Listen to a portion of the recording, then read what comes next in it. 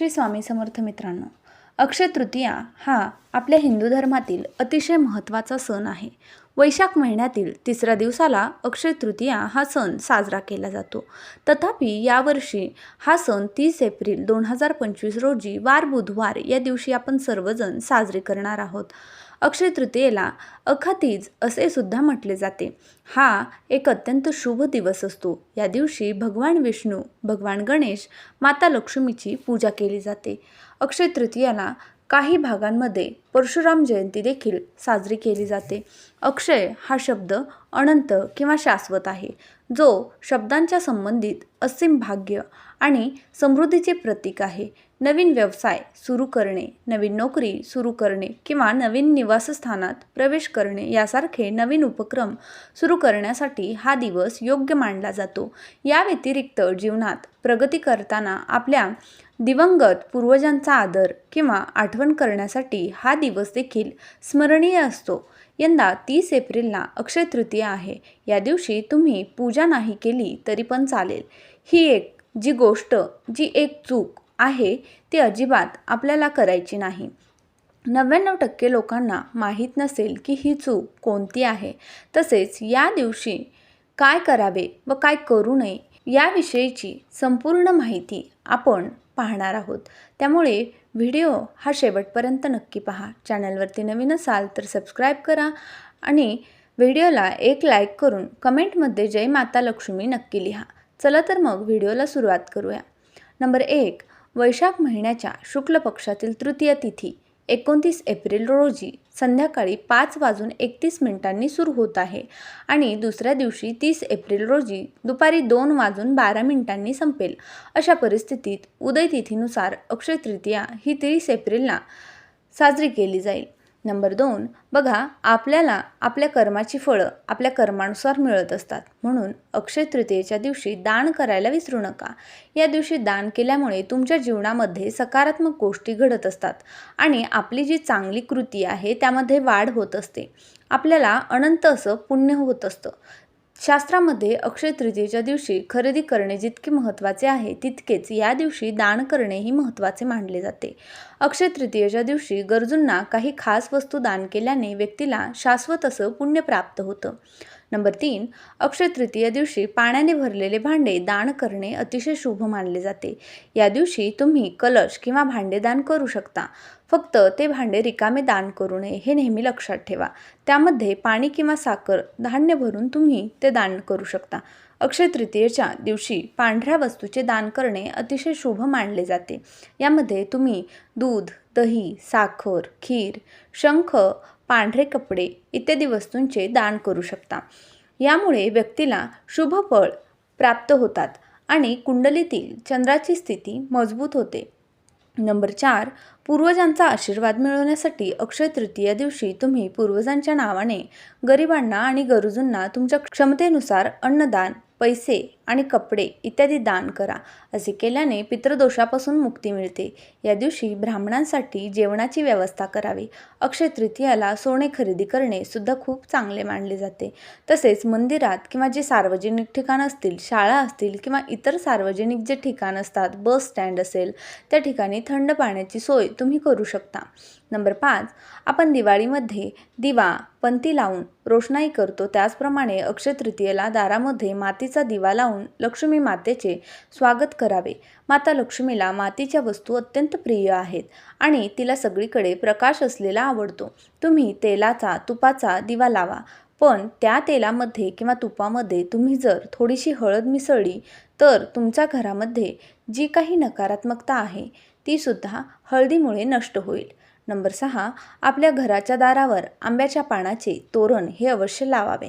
आंब्याची पानं आणि झेंडूची फुलं वापरून देखील आपल्या दारावर मुख्य तोरण हे लावलं जातं.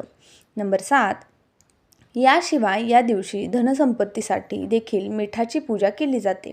अक्षय तृतीयेला वाटीमध्ये मीठ घेऊन त्याची पूजा अवश्य करावी. पण तुम्ही काचेची वाटी किंवा चिनी मातीची वाटी घेऊन त्याच्यामध्ये मीठ भरावं. मग ते जाड मीठ असेल, काळं मीठ असेल, सैंधव मीठ असेल किंवा बारीक मीठ असेल, जे मीठ तुम्ही वापरता ते मीठ तुम्ही त्यामध्ये भरायचं आहे आणि त्याची पूजा करायची आहे. वाटीच्या समोर तुम्ही फुलं आणि फुलावर थोडंसं हळदी कुंकू वाहू शकता. अक्षय तृतीयेला तुम्ही मीठाची पूजा अवश्य करा. दुसऱ्या दिवशी सकाळी उचलून ते मीठ तुम्ही एक तर स्वयंपाकामध्ये वापरण्यासाठी घेऊ शकता किंवा एखाद्या काचेच्या बरणीमध्ये भरून ठेवून तेच मीठ तुम्ही थोडं थोडं करून फरशी पुसण्यासाठी वापरलं तरीसुद्धा चालेल. यामुळे घरातली नकारात्मकता नष्ट होते अशी मान्यता आहे. नंबर 8. अक्षय तृतीयेच्या दिवशी भगवान विष्णूंची ज्यावेळेस तुम्ही पूजा कराल त्यावेळेस भगवान विष्णूंना पिवळा रंग प्रिय आहेत. म्हणून पिवळ्या रंगाची फुलं आणि पिवळ्या रंगाचं तुम्ही भोग म्हणजे प्रसाद नैवेद्य त्यांना अर्पण करायचं आहे. या दिवशी आपण पिवळ्याच रंगाची वस्त्र शक्यतो परिधान करायची. नंबर 9. तसेच अक्षय तृतीयाला नवीन वस्त्र आपण अक्षय तृतीयेच्या दिवशी परिधान करायचे आणि मंदिरात जाऊन अन्न आणि फळांचे दान करायचे आहे. मग तुम्ही गोड अन्नाचं दान करा. अक्षय तृतीयेच्या दिवशी गरजू लोकांना छत्री, पाण्याचा माठ किंवा पंखा यासारख्या गोष्टींचं दान आपण करायचं आहे. किंवा हॉस्पिटलमध्ये गोड पदार्थ, पाणी, फळ याचं तुम्ही वाटप केलं तर त्यामुळे देखील अनंत पुण्याची प्राप्ती आपल्याला होते. तसेच सार्वजनिक ठिकाणी तुम्ही पाण्याचे भांडे, मंदिरामध्ये पूजेची थाळी, घंटा किंवा इतर जे काही पूजेचे साहित्य असेल ते देखील दान करू शकता. तसेच जे विद्वान लोक असतील त्यांना धार्मिक पुस्तक जर तुम्ही दान केलं तर त्यामुळे देवांचे गुरु बृहस्पती प्रसन्न होतात. त्याचबरोबर आई वडील, गुरु यांचा आशीर्वाद या दिवशी आपण घ्यायचाच आहे. कारण या दिवशी मोठ्यांचा आशीर्वाद घेणं हे खूप फलदायी ठरतं. नंबर 10.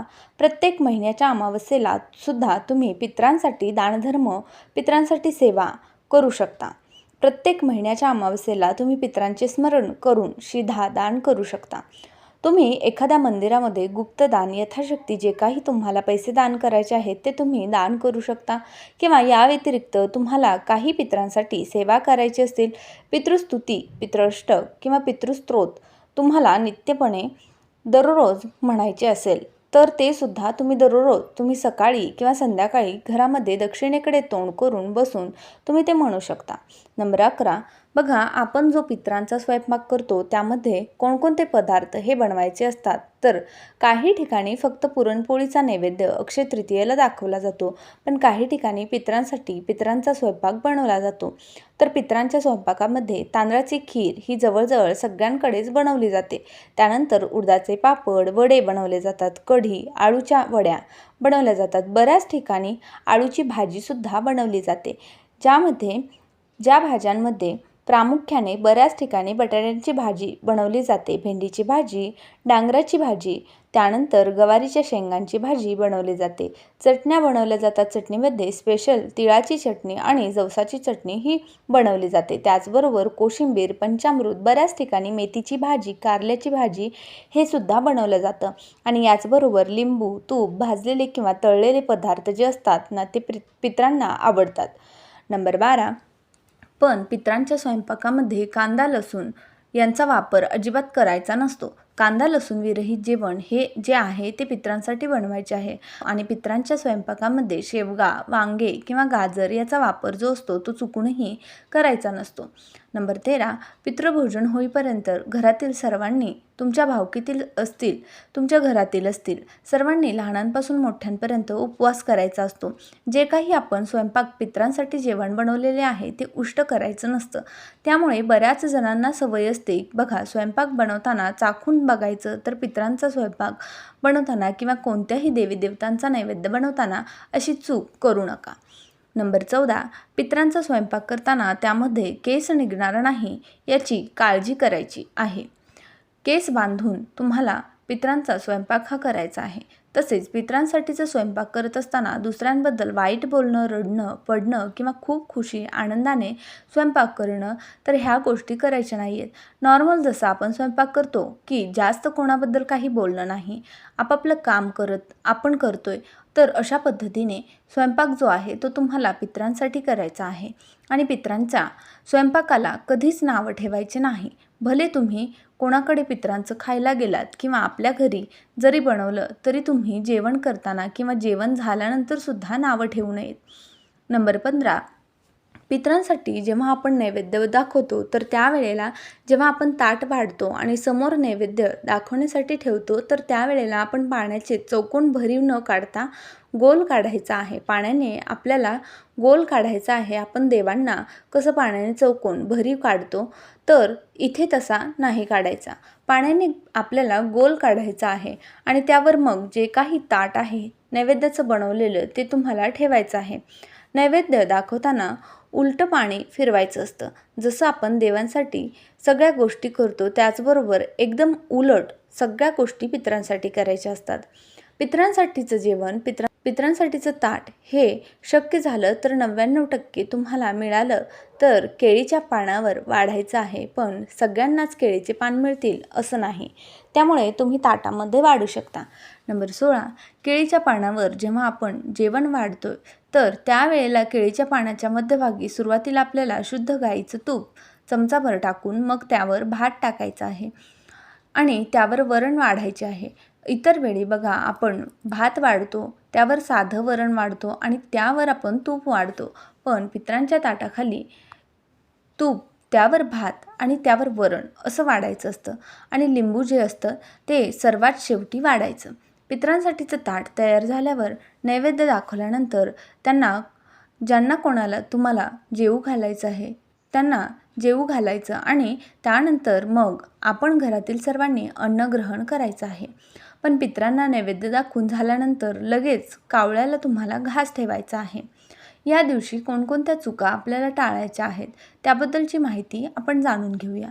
नंबर 1, अक्षय तृतीयेच्या दिवशी मद्यपान आणि धूम्रपान करणे टाळावे. हा जो दिवस आहे तर तो खूप शुभ आणि पवित्र मानला जातो. त्यामुळे मद्यपान, धूम्रपान या दिवशी चुकूनही करू नये. या दिवशी कोणालाही वाईट बोलणे किंवा अपमानित करणे टाळावे. या दिवशी शांतता आणि सकारात्मकता टिकवून ठेवणे महत्त्वाचे आहे. नंबर 2, अक्षय तृतीयेच्या दिवशी तुळशीची पाने तोडण्यापूर्वी स्नान करणे आवश्यक आहे. या दिवशी माता लक्ष्मी आणि भगवान विष्णू यांची एकत्रित पूजा करावी. माता लक्ष्मी आणि भगवान विष्णू यांची पूजा या दिवशी वेगळी करू नये, एवढी गोष्ट मात्र लक्षात ठेवा. नंबर 3, या दिवशी सात्विक आहार घेणे महत्त्वाचे आहे. फळे, दूध, भाज्या यांचा आहारात समावेश करणे महत्त्वाचे आहे. चुकूनसुद्धा या दिवशी नॉनव्हेज सेवन करायचं नाही. मांस, मटण, मच्छी, अंडी या दिवशी आपल्याला आपल्या घरामध्ये करायची नाही.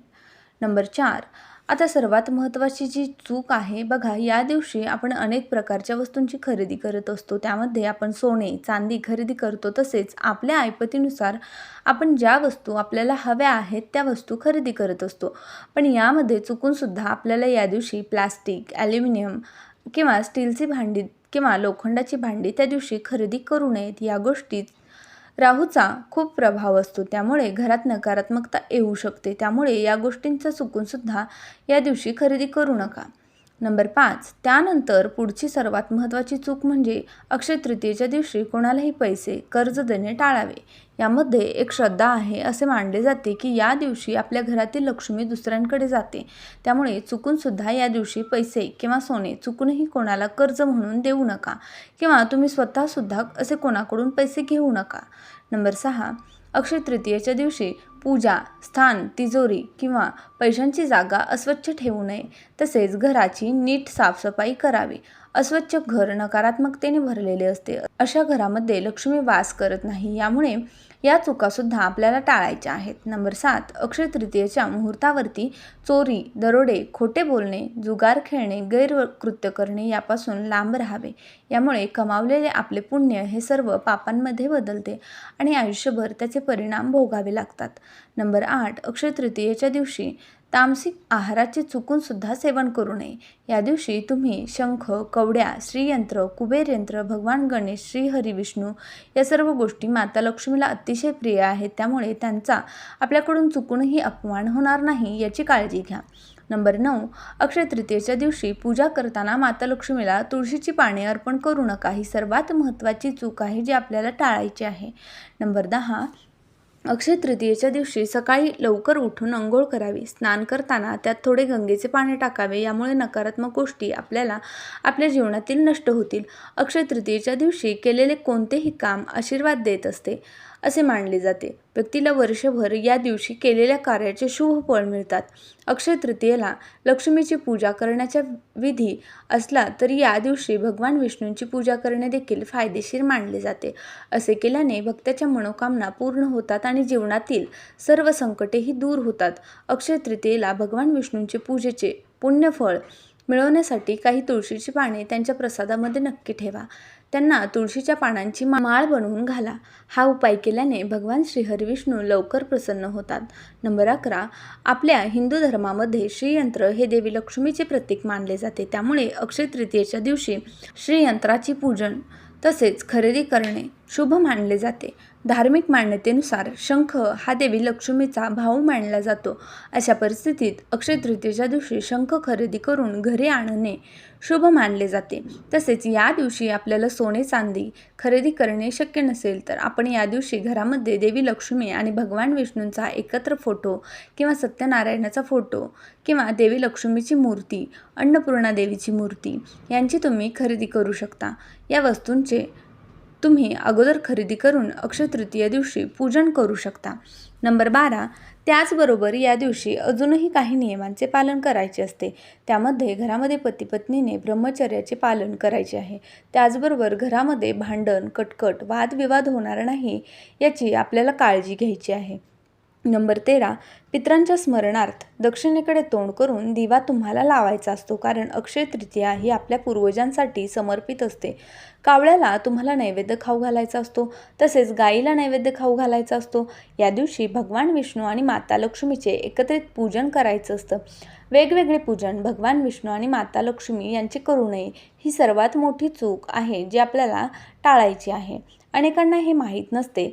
जर आपण वेगवेगळे त्यांचे पूजन केले तर त्यामुळे माता लक्ष्मी आपल्यावरती नाराज होते, कारण माता लक्ष्मीला सर्वात प्रिय भगवान विष्णूंची केलेली उपासना आहे.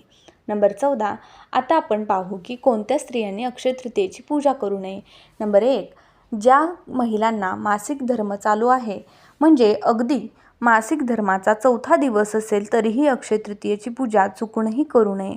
काही महिला विचार करतात की 4था दिवस आहे, काहीही होत नाही, म्हणून डोक्यावरून स्नान करून पूजा करू, पण असं चुकूनही करू नये.